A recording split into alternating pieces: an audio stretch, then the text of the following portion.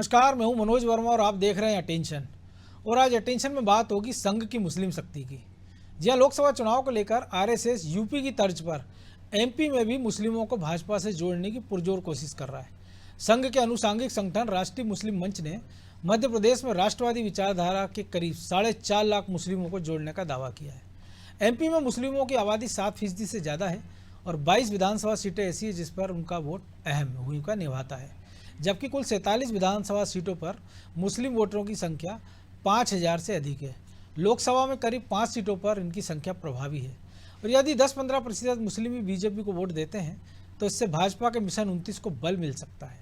अब देखना है कि आरएसएस की एमपी में मुस्लिमों को भाजपा से जोड़ने की कोशिश कितना रंग लाती है। आज इसी मुद्दे पर चर्चा होगी, पहले रिपोर्ट देखिए।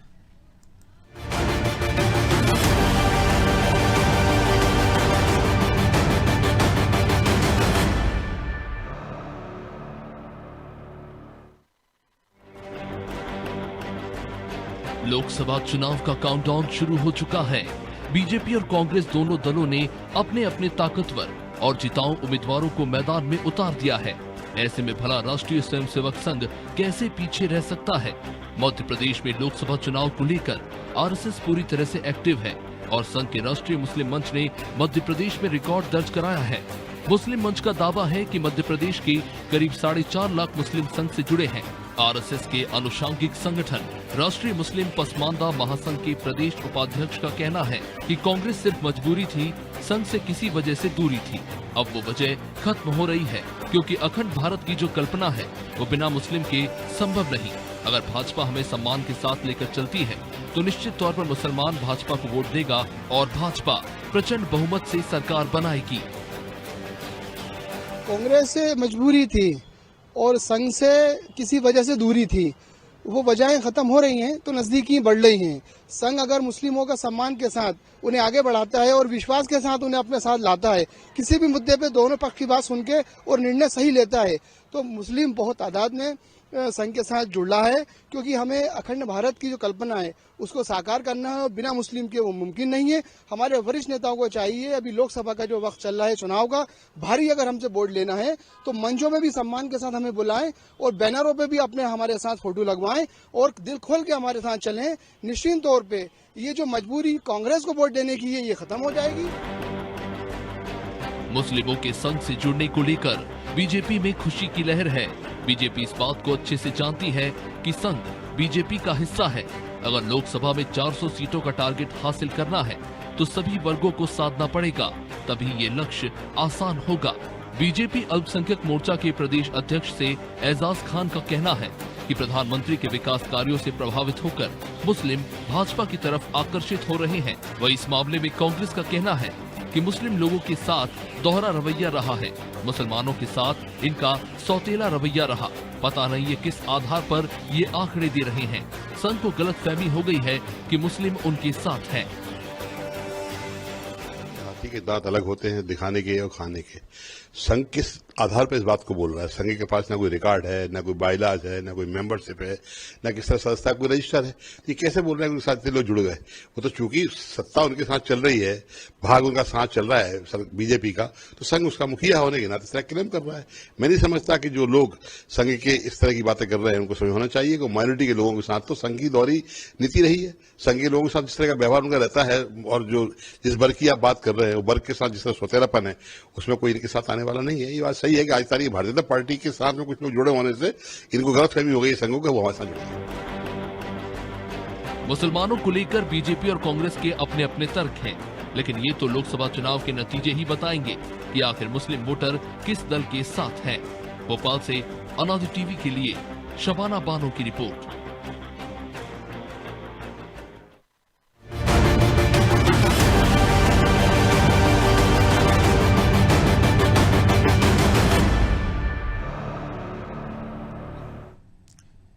तो इसी मुद्दे पर चर्चा करने के लिए हमारे साथ जुड़ गए वरिष्ठ पत्रकार दिनेश गुप्ता और हमारे सहयोगी प्रभु पटेरिया और ब्रजेश चौक से। वो स्वागत है गुप्ता जी आपका अनादि टीवी में। दिनेश जी आवाज आ रही है आपको? तो प्रभु जी, जो कुछ कांग्रेस के प्रवक्ता कह रहे हैं कि ये गलत फहमी है, या जो मुस्लिम हम देख रहे हैं जुड़ने की बात हो रही है, और ऐसा नहीं कि एकदम अछूत है। अगर पिछले 2-3 चुनाव से तो पार्टी को उसका वोट मिल भी रहा है। उत्तर प्रदेश जैसे राज्य में मिल रहा है, मध्य प्रदेश में भी मिल रहा है। उत्तर प्रदेश में एक मुस्लिम, उन्होंने पिछली बार भी रिजवी को मंत्री बनाया था, इस बार दानिश अंसारी हैं। भाईजान, मोदी भाईजान का कार्यक्रम भी चल रहा है, पसमानदा मुस्लिमों को जोड़ने की पहल है। ऐसे में जो मुस्लिम विकास मंच है बीजेपी का, राष्ट्रीय मुस्लिम मंच, वो क्या वाकई में जो दावे कर रहा है 4 लाख 4.5 लाख मुस्लिम उससे जुड़े हैं? हालांकि 7.5 करोड़ की आबादी में बहुत छोटा आंकड़ा है, लेकिन अगर ये पहल रंग ला रही है तो आगे इसके क्या लग रहा है आपको, क्या नतीजे हो सकते हैं? देखिए मनोज जी, संघ, राष्ट्रीय स्वयंसेवक संघ जो 100 साल करीब का संगठन है, वो संघ हिंदुत्व की उसकी जो अभी तक पहचान थी कि संघ हिंदुओं का के दल है, हिंदुओं के लिए काम करता है, तो संघ एक चीज़, एक लाइन लेके चल रहा था, हिंदू राष्ट्र की बात को लेकर। अब संघ के हिंदुत्व के एजेंडे में अखंड भारत या भारत आ रहा है। अब जब आप अखंड भारत की बात करते हैं तो फिर उस पूरे भाग पर रहने वाले सभी वर्ग के लोग उसमें समाहित होते हैं। तो संघ ने इस चीज़ को भी समझा है। संघ ने अपनी जड़ें हिंदू समुदाय के बीच में तो अच्छी की पैठ बनाई ही बनाई है, जड़ें गहरी की हैं, लेकिन उनको पता है कि यदि उनको राष्ट्रीय स्तर पर आगे बढ़ना है, यदि अपने एजेंडे को और आगे लेकर जाना है, जहाँ की वो अखंड भारत का सपना देख रहे हैं, तो वहाँ पर उनको सारे वर्ग का सहयोग चाहिए पड़ेगा जो भारत में रहता है या अखंड भारत का हिस्सा रहा है। तो निश्चित तौर पर इसको देखते हुए आरएसएस ने जो है मुस्लिमों को जोड़ने के लिए एक अभियान शुरू किया, और मुस्लिम राष्ट्रीय मंच ये आरएसएस की इकाई है, ना कि भारतीय जनता पार्टी की इकाई है, और जिसको इंद्रेश कुमार जी को इसका वो बनाया संयोजक, और वो लगातार पूरे देश में इसको लेकर कार्यक्रम कर रहे हैं। यदि हम ये कहें 3 तलाक लागू करने में देश की जो है नरेंद्र मोदी सरकार सफल हुई है, तो ये मान के चलिए कि उसकी कहीं ना कहीं आधारशिला रखने का काम मुस्लिम राष्ट्रीय मंच ने किया। एक माइंडसेट बनाया, मैंडेट बनाने का उन्होंने उस वर्ग के बीच में काम किया, क्योंकि पाकिस्तान में नहीं है वो कानून और वो भारत में कानून है, तो फिर ये गलत है, इसको कैसे स्वीकार किया जाएगा। ये तमाम चीज़ें स्थापित करने का जो प्रयास है वो उनका है। वो राम मंदिर को लेकर यदि देश में सुप्रीम कोर्ट का फैसला आया, मंदिर आज बनकर तैयार हुआ है, मंदिर को लेकर कोई विरोध नहीं हुआ, तो इसके पीछे भी मुस्लिम राष्ट्रीय मंच कहीं ना कहीं उस लोगों को जोड़ने की विचारधारा रही है, और उसी को आगे बढ़ाते हुए भारतीय जनता पार्टी ने पसमानदा मुसलमानों को जोड़ने की कोशिश की। तो यदि हम इसके बैकग्राउंड में जाते हैं मनोज जी, तो देश में अभी तक ये होता है कि मुस्लिमों के जो 2 बरेलवी और वो 2 फिरके हैं देवबंद, वहाँ से जो चीज़ें निकल कर आती तमाम मुस्लिम उसको फॉलो करते हैं, और जो कि मुस्लिमों के अगली बिरादरी के नेता जो है, अगुआ जो है, उनकी तरफ से ये फरमान जारी किए जाते हैं, वो उनके लीडर बनकर आते हैं धार्मिक फॉलो करने वाले, जिसको फतवा कहें या जो भी संदेश आता है, तकरीर है या जो भी संदेश आता है, तो जो निर्णय लेने वाले लोग हैं अगड़ी जाति के हैं और उस पर अमल करते हैं निचली जाति के लोग, जो कि पसमानदा हैं। आमतौर पे 70% मुसलमान पसमानदा के माने जाते हैं। तो अब बीजेपी ने ये कहा है कि न तो आपका जो एक हक में, जो मुसलमानों के हक में जो केंद्र सरकार की या राज्य सरकार की योजनाएं आती हैं उसका लाभ अगले ले लेते हैं, पिछड़े छूट जाते हैं। तो पिछड़ों को एक अलग करके उन्हें मुस्लिमों में ध्रुवीकरण या बांटने, 2 हिस्से करने की कोशिश के तहत ये पसमानदा शब्द का जिक्र आया। उनको अलग करने की कोशिश की, उनके लिए स्कीम्स बना रहे हैं, उनको पार्टी से जोड़ रहे हैं। तो निश्चित तौर पर भारतीय जनता पार्टी हो या संघ हो, वो भारत में जो एक एग्रेशन जो है बार बार जो निकल कर आता है, जो दंगे कराता है, उसको खत्म करने की दिशा में उनका प्रयास है। उसका राजनीतिक इस्तेमाल कैसे किया जाए, अपने पक्ष में कैसे किया जाए, वो कोशिश भी इसमें दिखाई दे रही है। इसलिए इनको जोड़ने की बात हो रही है, मुस्लिम शक्ति की बात की जा रही है। गुप्ता जी, जो प्रभु जी ने कहा और हम देख रहे हैं कि अगर, लेकिन ये सब अगर है तो फिर हम देखते हैं, अगर भोपाल की सीट की बात करें, भोपाल उत्तर और मध्य की अल्पसंख्यक बहुल, तो वहाँ देखते हैं कांग्रेस के जो अल्पसंख्यक उम्मीदवार होते हैं उनकी लीड पिछले चुनाव के मुकाबले बढ़ जाती है। मोदी लहर में भी हम देखते हैं कि साध्वी प्रज्ञा 3.5 लाख वोट से जीतती है, लेकिन भोपाल उत्तर, भोपाल मध्य में बीजेपी पीछे रह जाती है। तो आपको लग रहा है ये जो प्रयास कर रहा है राष्ट्रीय मुस्लिम मंच, उसके सकारात्मक परिणाम आएंगे या, क्योंकि बाकी जगह भी हम देखें, बुरहानपुर है, खरगोन है, महिदपुर है, उज्जैन जिले की बात कर लें, तो ये तमाम ऐसी सीटें जो अल्पसंख्यक जहाँ भी प्रभावी है, वहाँ मुस्लिम वोट जो है शेयर वो कांग्रेस की ओर बढ़ता नजर आ रहा है फिलहाल। आपकी आवाज़ नहीं आ रही, शायद आपने म्यूट किया हुआ है।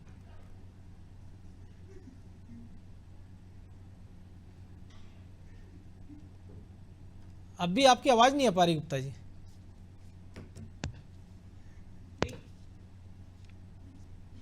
आवाज आ रही है जी, अब आप आइए जी। आपकी आवाज मुझे नहीं मिल रही है। नहीं, आपकी सुनाई दे रही है। चलिए, मैं हमारी टीम को बोलता हूँ, आपसे दोबारा संपर्क करेंगे। तो ब्रजेश जी, यही जवाब सवाल मैं आपसे कर रहा हूँ। देखिए मनोज जी, जिस तरह से हम देख रहे हैं कि संघ लगातार कार्यरत है किस तरह से कि मुस्लिमों को जोड़े, इससे पहले उसने देखा कि जातिगत खाइयां हैं तो उनको किस तरह से पाटा जाए, तो वो सर्व समाज को लेकर साथ में चल रहा था, चाहे वो सर्व भोज कराने की बात हो, समाज में काम करने की, और जिस तरह से मुस्लिम संगठनों के पास जाकर उसको जोड़ने की रणनीति बीजेपी ने काम की है, चाहे वो संघ के माध्यम से की, संघ पहले से भी लगा है, चाहे 3 तलाक का मामला हो, तो संघ उस दिशा में काम कर रहा था, सबके साथ सबके विकास। और संघ को देखिए आप किस तरह से उसकी शब्दावली भी चेंज हुई है, चाहे मोहन भागवत को पिछली बार देख लीजिए, जिससे पहले मस्जिदों में जाने की, मदरसों में जाने की बात हो, लेकिन आप देखिए कि बाद उसके साथ साथ मुसलमानों का भी विश्वास बीजेपी में आया है। 5% से 9% यदि हम देखते हैं वोट बैंक यदि उत्तर प्रदेश में बढ़ जाता है, जहाँ की सर्वाधिक ध्रुवीकरण हो रहा है, इसके बावजूद तो निश्चित तौर पर विश्वास जागृत हुआ। जिस तरह से मोदी सरकार की योजनाएं हैं, चाहे राज्य सरकार की योजनाएं हैं, वो सबको साथ लेकर चलती हैं। यदि प्रधानमंत्री आवास की बात करते हैं तो वो आवास सबको मिलता है,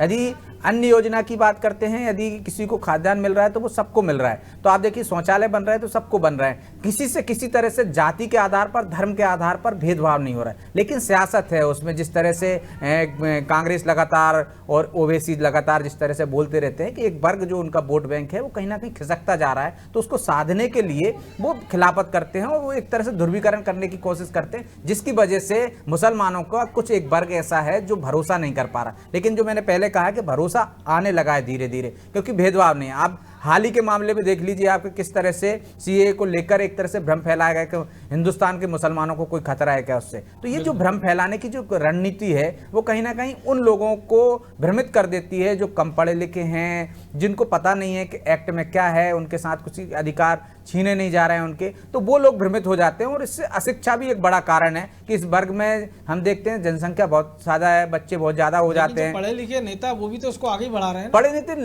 लिखे नेताओं की बात अलग है, वो अपनी राजनीतिक रोटियां सेक रहे हैं। यदि वो ऐसा नहीं करेंगे तो उनके समर्थन में वो कहां से खड़े होंगे, वो उस पक्ष में जाएंगे ना कि जहां पर उनका हित देखा जा रहा हो। तो नेताओं को तो अपने पीछे एक फौज चाहिए, और ऐसे कम पढ़े लिखे लोग जो उनकी बातों में आ जाते हैं, धार्मिक भावना से भड़का कर आ जाते हैं, वही तो उनका वोट बैंक है। इसी कारण तो जो छोटे छोटे क्षेत्रीय दल हैं हम देखते हैं जाति के आधार पर पनप रहे हैं या किसी धर्म के आधार पर पनप रहे हैं। तो यही एक वजह है जिसकी वजह से हम देख रहे हैं कि इस तरह से भ्रम फैलाया जाता है, चाहे वो ओवैसी फैलाएं, चाहे आप केजरीवाल को देख लीजिए किस तरह से वो कह रहे हैं कि मुसलमानों को एक तरह से भड़का, क्योंकि वो उनका भी एक वोट बैंक है वो। तो इसी वजह से जो भ्रम फैलाने की रणनीति चलती है, इसका खामियाजा पार्टियों को मतलब एक तरह से हम देखते हैं कि देश को उठाना पड़ता है कि पार्टियां तो अपना हित साध रही हैं और कहीं ना कहीं ये ध्रुवीकरण का एक तरह से बीजेपी को फायदा भी हो जाता है। लेकिन वो सबका साथ सबके विकास का जो मूल मंत्र लेकर चल रही है उसमें कहीं ना कहीं भेदभाव नहीं हो रहा है। तो जो धीरे धीरे मुझे लगता है जो विश्वास आ रहा है, जो संघ की रणनीति है, जो प्रभु जी ने बताया था किस तरह से वो काम कर रही है, चाहे पसमंदा मुसलमानों को लेकर काम कर रही है, ये संघ पहले से नहीं है। राष्ट्रीय मुस्लिम मंच बनने से पहले भी हमने देखा है कि किस तरह से संघ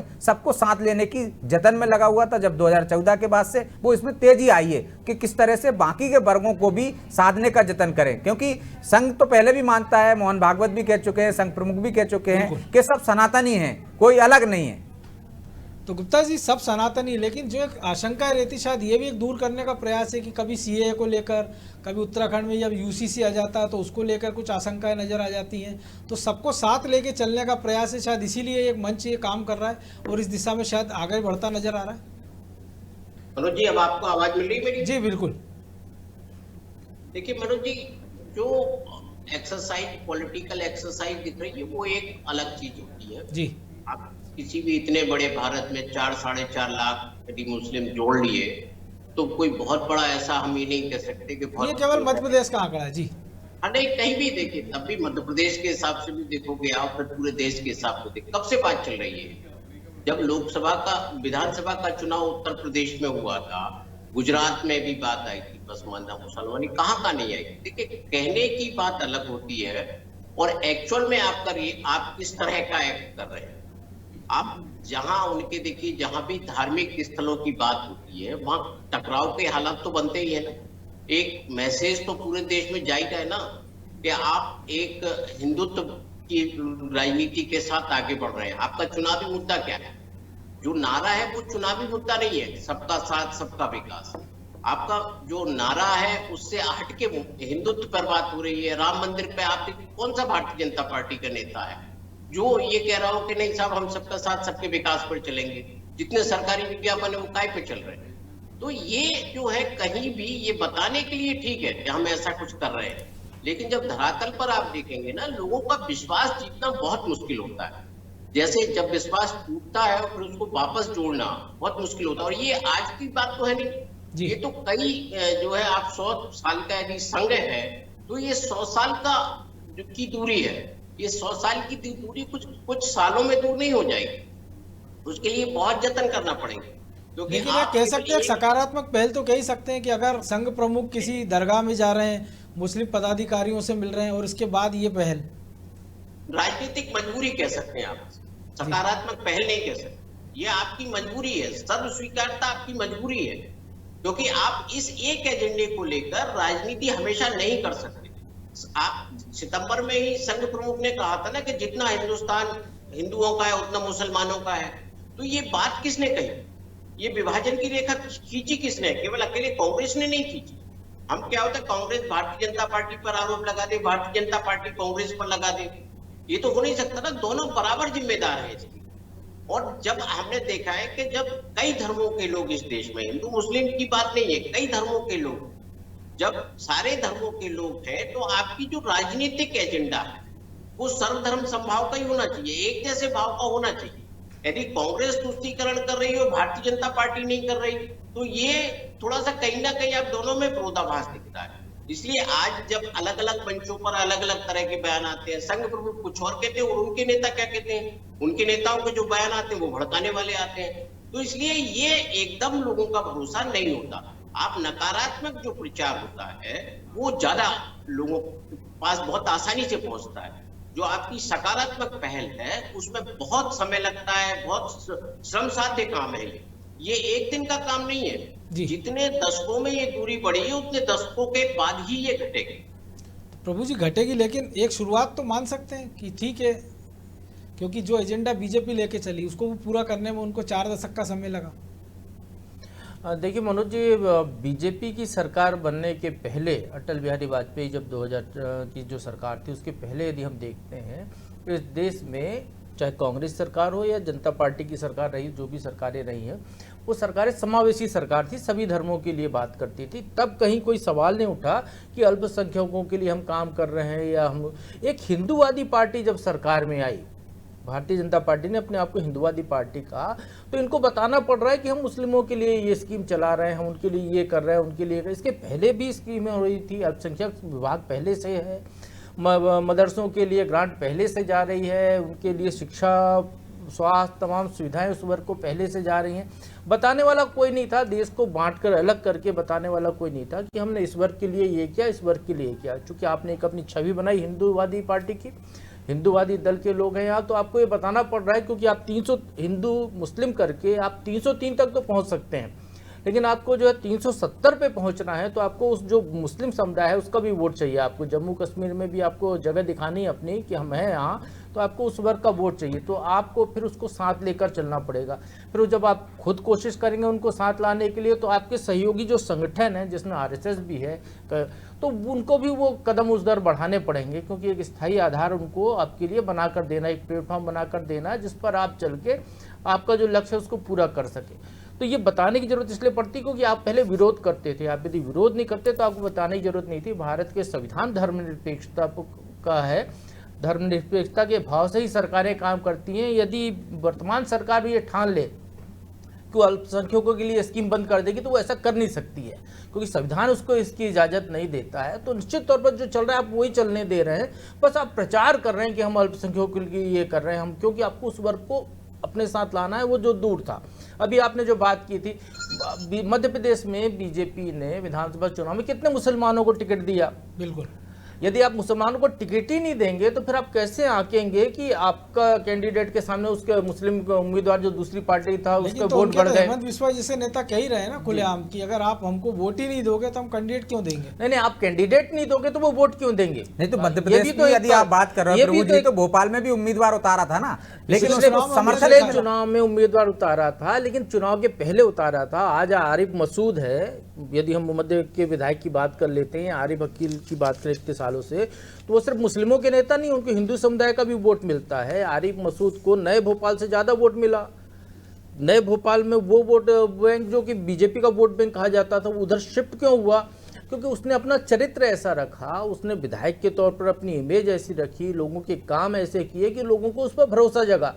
आपके लोग जो थे, जो सामने उम्मीदवार आए, उनको वो भरोसा नहीं जगा पाए।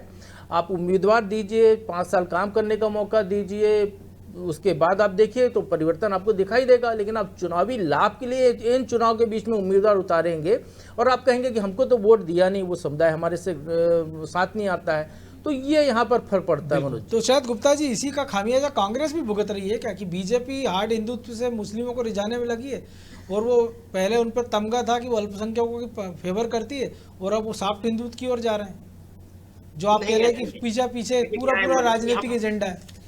हम कांग्रेस के बारे में किसी भी तरीके से कह दें, चाहे अल्पसंख्यक पे कह दें कि वो उनको सॉफ्ट हिंदुत्व पर आ गए इसलिए कांग्रेस की दुर्गति है, चाहे संगठन पे कह दें, चाहे लीडरशिप पर कह दें, कांग्रेस की तो दुर्गति है। आप किसी भी चीज पर कह सकते हैं, लेकिन कांग्रेस से माइनॉरिटी दूर है मध्य प्रदेश में, ये आप नहीं कह सकते। जी बिल्कुल। आप देखिए, यदि माइनॉरिटी दूर होती तो फिर कांग्रेस को 40% वोट देंगे, माइनॉरिटी उसके पास है, माइनॉरिटी विधायक जीते। अभी जो बात हो रही थी कि भारतीय जनता पार्टी क्यों नहीं देती, 1990 में छतरपुर से मुस्लिम विधायक भारतीय जनता पार्टी की टिकट पे जीता था। तो ये आपका जो है कहीं ना कहीं जो नीति में परिवर्तन आया, नियत में परिवर्तन आया। इसी पार्टी में अटल बिहारी वाजपेयी तो थे ना, जिन्होंने कहा था कि हम जो है मुसलमानों को अरब सागर में नहीं फेंक सकते। तो ये अप्रोच का फर्क होता है कि आप किस राजनीतिक अप्रोच के साथ जा रहे हैं। आज आपकी राजनीतिक अप्रोच केवल एक धर्म विशेष को लेकर है। आप सोच रहे हैं हम बहुसंख्यक समाज को संगठित रख के ही 200-400 सीटें हम जीत सकते हैं, 330 सीटें जीत सकते हैं, 350 जीत सकते हैं। तो ये आपका जो सोच है वो बहुसंख्यक के आधार पर है। आप उस पर नहीं चल रहे हैं कि हमें सर्वधर्म के आधार पर चलना है। आप उस तरह के आपके ना तो बयानात है, ना उस तरह की आपकी रणनीति दिखाई देती है। तो इसलिए ये कहना कि अभी ये इससे बहुत परिवर्तन आ जाएगा, मुझे लगता है कि भारतीय जनता पार्टी बाकी मुद्दों की तरह इसको केवल एक शोकेस के तौर पर कर रही है कि हम इसको लोगों को दिखाएं कि देखो हम कर रहे हैं, जितने आ जाए। 3 तलाक से क्या बहुत ज्यादा भारतीय जनता पार्टी को फायदा मिला क्या? 370 से कितना फायदा मिला? क्या कश्मीर में चुनाव हो गए क्या? अब होंगे लोकसभा के चुनाव। बहुत सारे उनके जो एजेंडे हैं जिन पर वो काम कर रहे हैं, जिससे एक हिंदुत्व जो है वो हार्ड हिंदुत्व में कन्वर्ट हुआ। हिंदू तो पहले भी उसको जहां वोट देना होता था तब भी देता था, और आज भी वो उसी तरह से देता है। लेकिन आज वो बात हो रही है कि इलेक्शन में आप प्रधानमंत्री चुनते हैं, आप अपना प्रतिनिधि नहीं चुनते। इसलिए जनता की उसकी समस्याओं से जो राजनेता है वो दूर हो रहे हैं, क्योंकि ये जो इलेक्शन होता है वो तो रिप्रेजेंटेटिव का है ना। आपने व्यक्तिवादी चुनाव बना दिया है, तो व्यक्तिवादी चुनाव में तो आप कोई भी मुद्दा ले आइए, उसका बहुत ज्यादा असर होता नहीं। बिल्कुल। चलिए, वक्त इतना ही था। बहुत धन्यवाद गुप्ता जी। तो निश्चित तौर पर अगर बड़ा शोरूम है तो उसके शोकेस को आप खाली नहीं रख सकते, तमाम सारी चीज़ें आपको रखना पड़ती है, फिर चाहे उसकी बिक्री हो चाहे नहीं हो। लेकिन शोकेस के रूप में ही सही बीजेपी ने एक पहल तो की है, संघ परिवार ने एक पहल तो की है। वो ठीक है, 100वें साल में संघ अगर जा रहा है और अगर इस हम कह सकते हैं पॉजिटिव अप्रोच के साथ जा रहा है, तो हो सकता है इसके नतीजे आने में थोड़ा वक्त लगे, लेकिन अगर यही अप्रोच रही तो नतीजे इसके अच्छे ही होंगे। अटेंशन में आज इतना ही, मुझे दीजिए इजाज़त और आप देखते रहिए अनादि टीवी। नमस्कार।